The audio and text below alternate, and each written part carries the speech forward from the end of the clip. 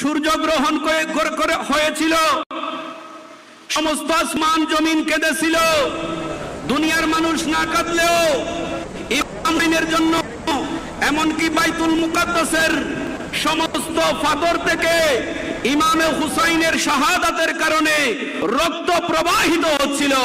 উচ্চ আওয়াজে বলুন সুবহানাল্লাহ।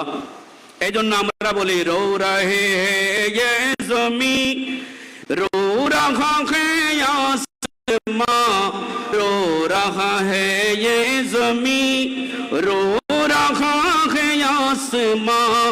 अरे करबला में जीत गया काफिला हुसैन का, काफिला हुसैन का रो रहा है ये ज़मी रो रहा है आसमां।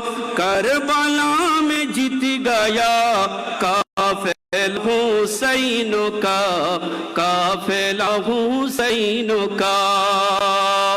भूख और प्यासों से असगर ज्यादा चल बचा, असगर ज्यादा चल बचा।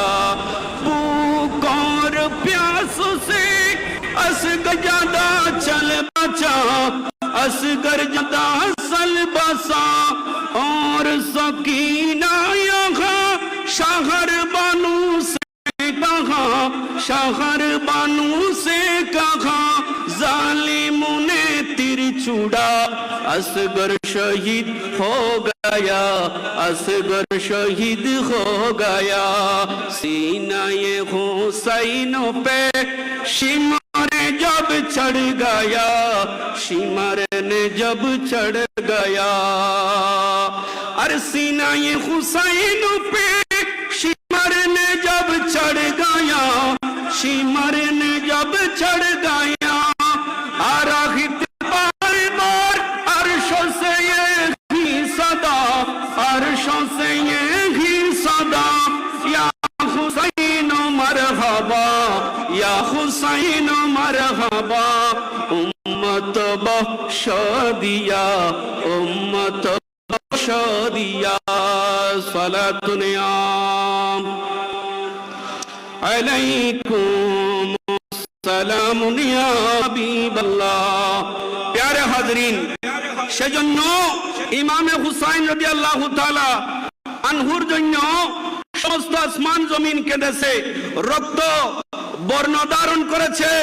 সূর্য মনে হচ্ছে দিনেও রাতের অন্ধকারের মতো তারকারা মিটমিট করতেছে। ইমাম হুসাইন রাদিয়াল্লাহু তাআলা আনহুর জন্য শোক পালন করেছে। জোরে সুরে বলুন সুবহানাল্লাহ। কারণ আমার আল্লাহ বলেছেন ইন্নাল্লাযীনা ইউযুনাল্লাহ ওয়া রাসূলাহু লানাহুমুল্লাহু ফিদ দুনিয়া ওয়াল আখিরা ওয়া আ'আদ্দা লাহুম আযাবাম মুহিনা। যারা আমার নবীকে কষ্ট দিয়েছে তাদের জন্য আমার অভিশাপ, তাদের জন্য আমার লানত। তারা দুনিয়া এবং আখিরাতে লাঞ্ছিত হবে এবং আমি তাদের জন্য কঠিন শাস্তি, লাঞ্ছনাদায়ক শাস্তি আমি তাদের জন্য নির্ধারিত করে রেখেছি। উসাওয়াত বলেন নাউজুবিল্লাহ। প্যারে হাজরিন, হযরত সাবিয়া রাদিয়াল্লাহু তাআলা আনহা ইনি আবু লাহাবের কইলেন, আল্লাহ কুরআনে হাকিমে একটা সূরা নাযিল করেছেন, সূরা লাহাব। আবু লাহাব কট্টর কাফের। আমরা জানি আবু লাহাবের কন্যাকে টিটকিরি মেরেছিল, কুসা মেরেছিল মুনাফিকরা।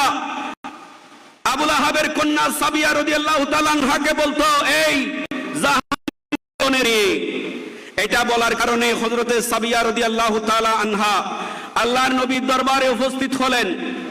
আল্লাহর নবীকে তিনি বিচার দিলেন, ইয়া রাসূলুল্লাহ, আমাকে আপনার সাহাবীরা যারা এরকম বলতেছে।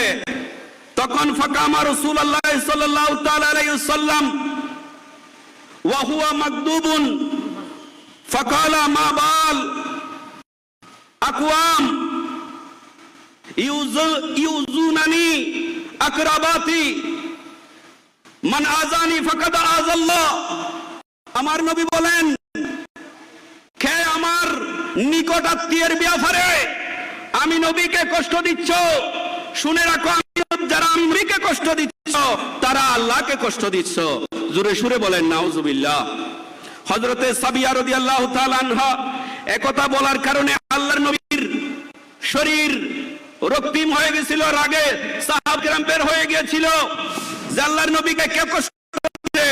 তাড়াতাড়ি মুনাফিকরা নীরব হয়েছে। মারহাবা মারহাবা। তো যদি হযরতে সাবিয়া রাদিয়াল্লাহু তাআলা আনহাকে কষ্ট দিলে, আমার নবী যদি কষ্ট পায়, ইমামে হুসাইন রাদিয়াল্লাহু তাআলা আনহু যাকে ইবনে আতি আমার সন্তান বলেছে, সেই ইমামে হুসাইনকে কষ্ট আর নবী কতটুকু কষ্ট পাবে।